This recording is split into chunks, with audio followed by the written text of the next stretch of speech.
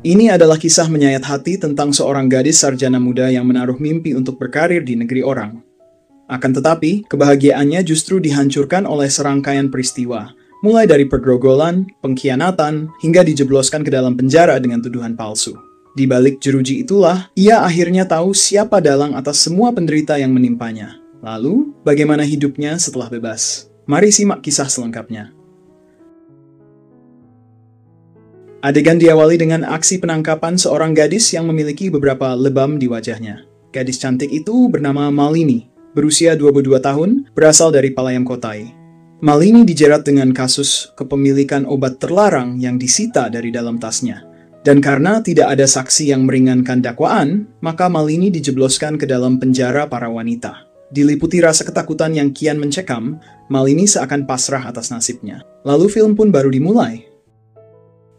Beberapa bulan sebelumnya, Malini adalah seorang sarjana muda keperawatan, bekerja di rumah sakit Chennai. Ia tinggal di rumah milik paman dari temannya Jinji dan perawat lain bernama Sarlala. Malini dikenal sebagai gadis periang dan patuh, bahkan sangat disayangi oleh pria tua bernama Santanam yang sering berbagi kisah hidup dan harta miliknya kepada Malini.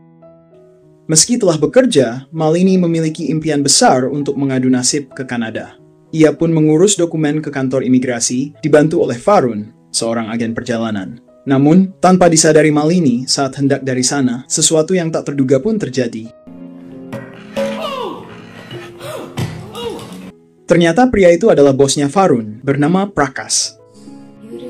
My boss, பெரிய socialite. Sir, Malini. கூப்பிடுறேங்க, நீங்களே சொல்லுங்க. Suatu hari, Malini dikunjungi oleh adiknya bernama Salini yang datang bersama pacarnya. Mereka pun memutuskan bersantai bersama teman-teman Malini di sebuah restoran. Tak disangka, di tempat yang sama, Varun, pria yang sebelumnya membantu Malini dalam pengurusan visa, juga berada di sana.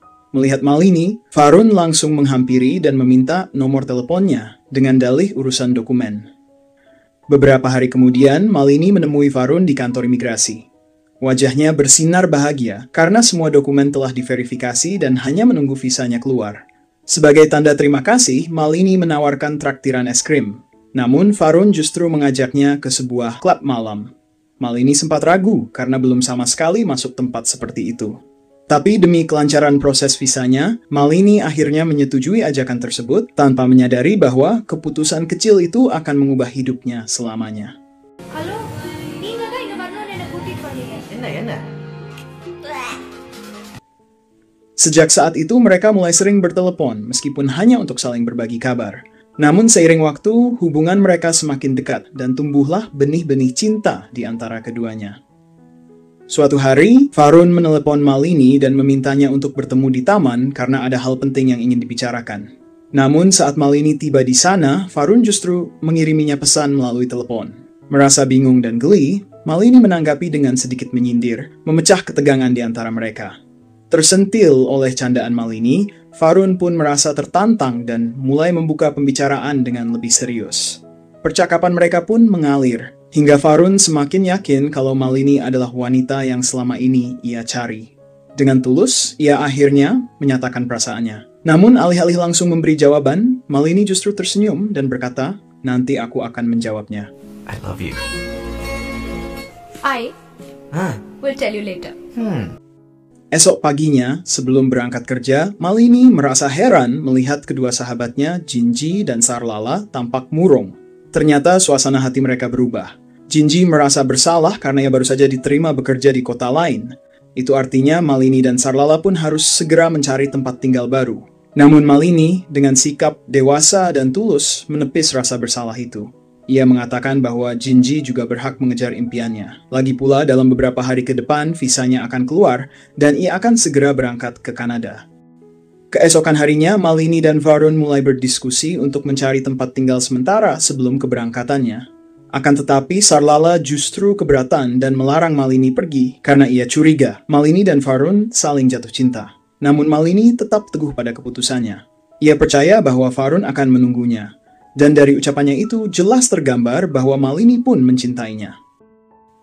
Setelah menyadari bahwa mereka telah menjadi sepasang kekasih, Sarlala pun luluh dan menyarankan agar Malini tinggal bersama Varun sambil menunggu keberangkatannya ke Kanada.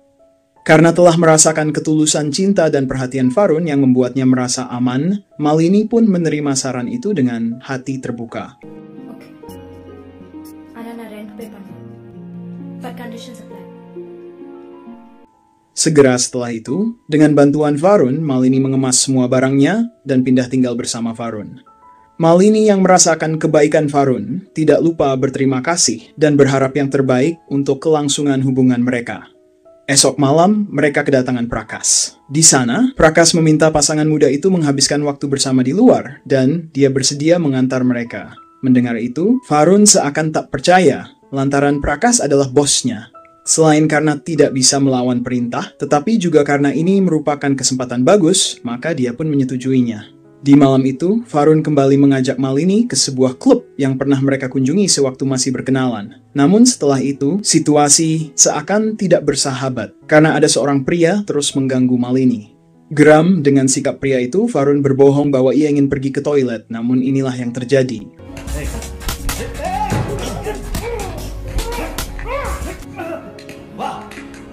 Sesampainya di rumah, Varun meminta maaf atas sikapnya tadi karena ia tak ingin kekasih yang dicintainya diganggu. Perkataan itu membuat Malini tersenyum lembut lalu meretakkan jemari tangannya seolah memberi isyarat bahwa bersama Varun, ia merasa aman dan tenang. Dan malam itu, dalam pelukan kasih dan kepercayaan yang mendalam, Malini menyerahkan seluruh dirinya sebagai lambang cinta yang telah tumbuh dan berakar.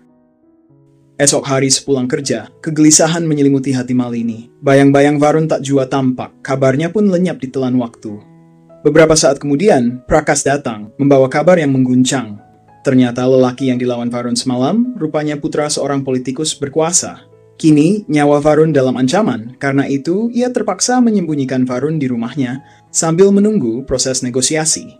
Prakas juga meminta agar Malini tak menghubungnya dahulu. Namun karena rindu yang menyesak dada, Malini memohon agar bisa mendengar suara Varun, meski hanya sejenak lewat telepon. Varun, Sorry, Malini. I love you. I love you too. Setelah menelpon, Malini mendatangi Prakas yang tengah menonton TV. Tanpa diduga, Prakas menyampaikan permintaan yang tak pantas. Meski dibumbui ancaman, Malini bersikeras menolak. Saat hasratnya sudah tak tertahan, Prakas berubah beringas dan menyerang. Dalam kepanikan, Malini hanya bisa menjerit tanpa daya.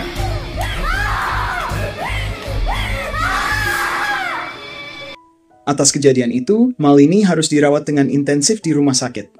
Sementara, Varun sangat terpukul atas kejadian itu. Terlebih, pihak direktur rumah sakit meminta agar kasus ini tidak boleh diekspos oleh media. Dengan alasan karena Malini bekerja di sana, maka akan sangat mencoreng nama baik rumah sakit tersebut. Kemudian, Jinji memberitahu bahwa Malini mengalami luka serius, di mana salah satu jarinya patah dan terdapat bekas gigitan di sekujur tubuhnya. Mendengar itu, Varun lalu meminta agar Malini dikeluarkan dan dia sendiri yang akan merawatnya. Atas permintaan itu, akhirnya Malini dibawa pulang. Sampai di sana, ketika Varun melihat kondisi rumahnya berantakan menjadi sangat marah, apalagi bercak darah di lantai dan juga di kasur miliknya. Kini, Varun merasa luka yang ditanam Prakas tak layak dimaafkan. Dendam pun tumbuh dalam diam. Namun Malini, yang masih rapuh, menahannya, tak ingin badai baru merenggut sisa tenangnya.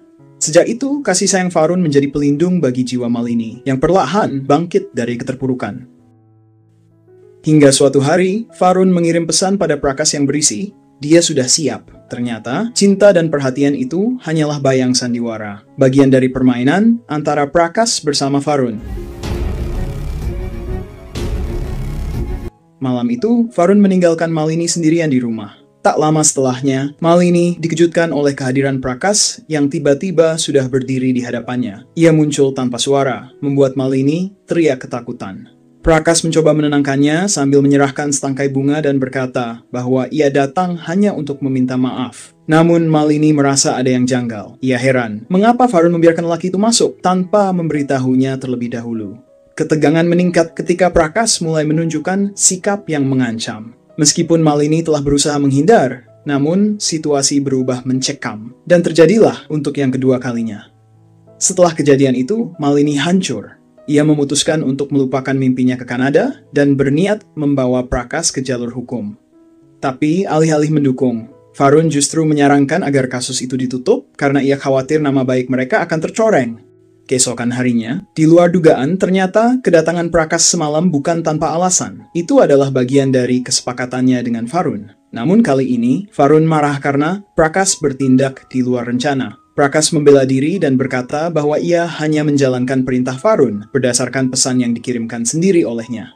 Saat Varun memberitahu mengenai percakapannya dengan Malini semalam, membuat Prakas menjadi ketakutan. Nah, kesempatan itu dimanfaatkan Varun untuk meraup keuntungan. Di mana ketika Prakas meminta dia untuk menghabisi Malini dengan imbalan yang sangat besar. Kemudian, Varun menemui Malini sambil memintanya berkemas, dan mereka akan pergi ke Timbator. Varun beralasan kalau Malini tidak akan aman jika berada di sini. Berbekal rasa cinta dan percaya, Malini tak sekalipun curiga, lalu mengikuti kemauan kekasihnya.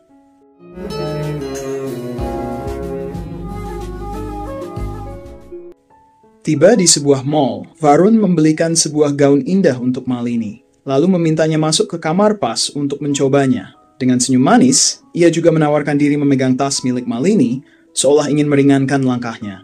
Sesaat kemudian, Varun berpura-pura kembali ke mobil, berdalih hendak mengambil sesuatu sambil menyerahkan tas itu kembali.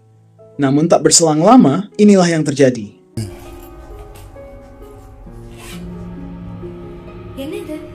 Meskipun yakin dirinya tak bersalah, Malini hanya bisa pasrah ketika digiring masuk ke dalam mobil polisi. Di saat yang bersamaan, pandangannya menangkap sosok Varun dan berusaha memanggilnya. Namun, pria itu tetap membisu dan terus berjalan tanpa menoleh. Nah, di sanalah semuanya menjadi jelas. Ternyata, ia dijebak oleh kekasihnya sendiri.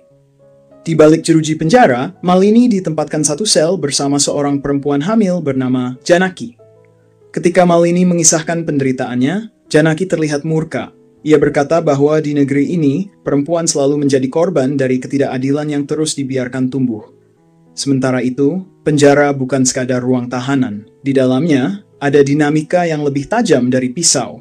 Kini, Malini bukan hanya melawan rasa kecewa dan pengkhianatan, tapi juga belajar bertahan di dunia baru yang lebih buas dari sebelumnya. Karena di penjara, beberapa geng wanita terbentuk dan saling memusuhi.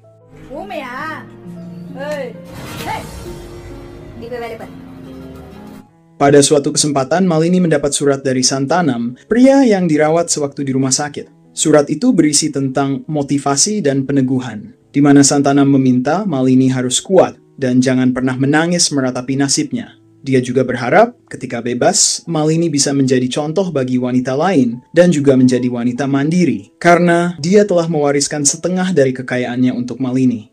Dan ternyata, itu adalah surat terakhir Santanam sesaat sebelum meninggal. Suatu malam, saat hendak tidur, tiba-tiba Janaki menjerit kesakitan. Pertanda, bayinya akan lahir. Dengan keahlian sebagai perawat, Malini sigap membantu, hingga Janaki berhasil melahirkan. Sebelum akhirnya dilarikan ke rumah sakit karena perdarahan hebat. Namun malam itu belum selesai. Seorang pria bertopeng tiba-tiba muncul dan mencoba menghabisi Malini. Beberapa hari berselang, Dipak dan Salini datang menjenguk. Salini yakin bahwa kakaknya dijebak dan tak bersalah. Tapi Malini justru meminta Salini berhenti menangis, karena ia merasa lebih aman berada di dalam sini.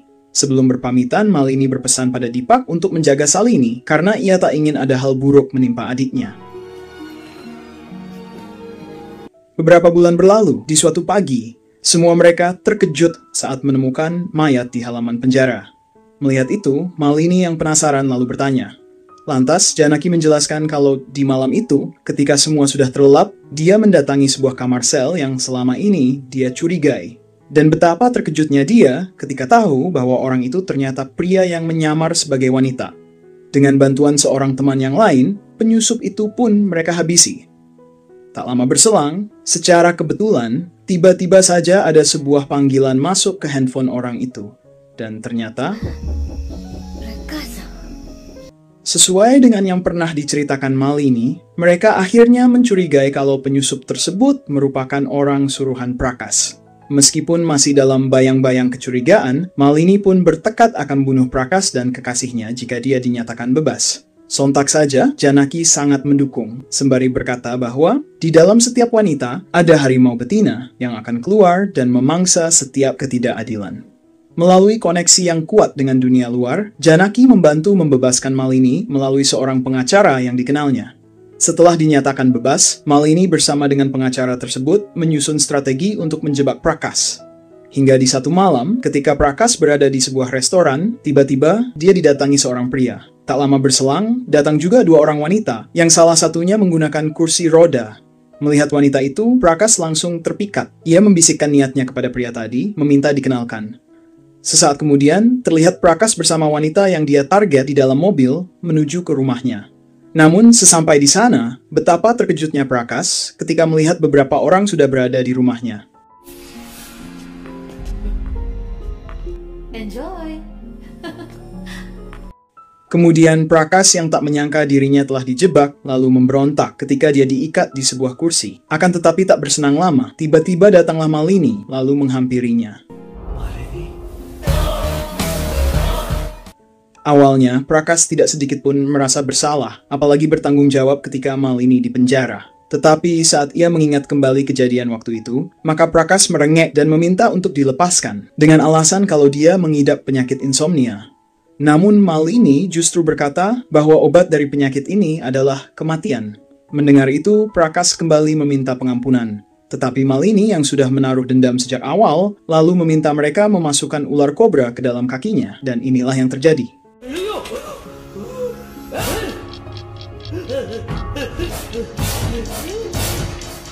Di sisi lain, ternyata Varun telah meninggalkan seragam dan stempel keimigrasian dan memilih menjadi agen modeling.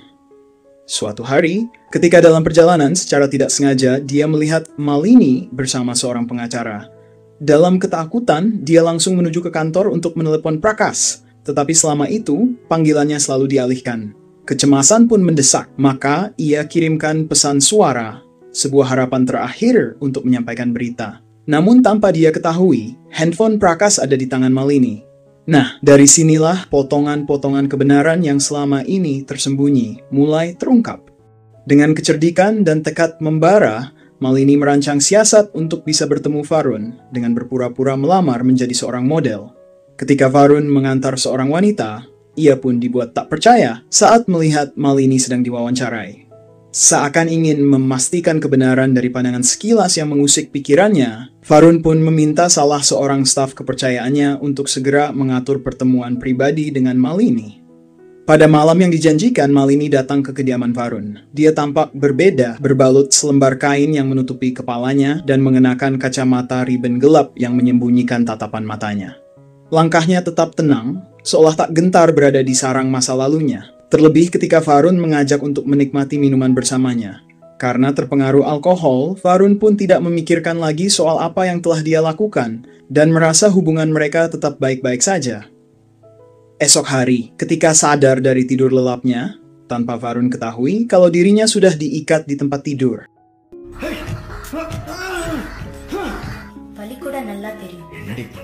Dan lebih parahnya lagi, saat melihat bahwa rudalnya telah dicopot oleh Malini.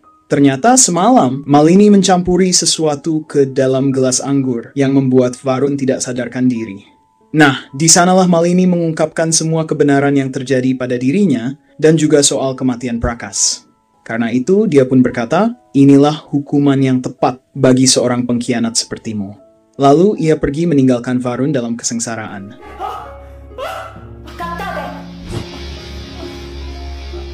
Dan dengan begitu, filmnya pun berakhir. Sekian dan terima kasih.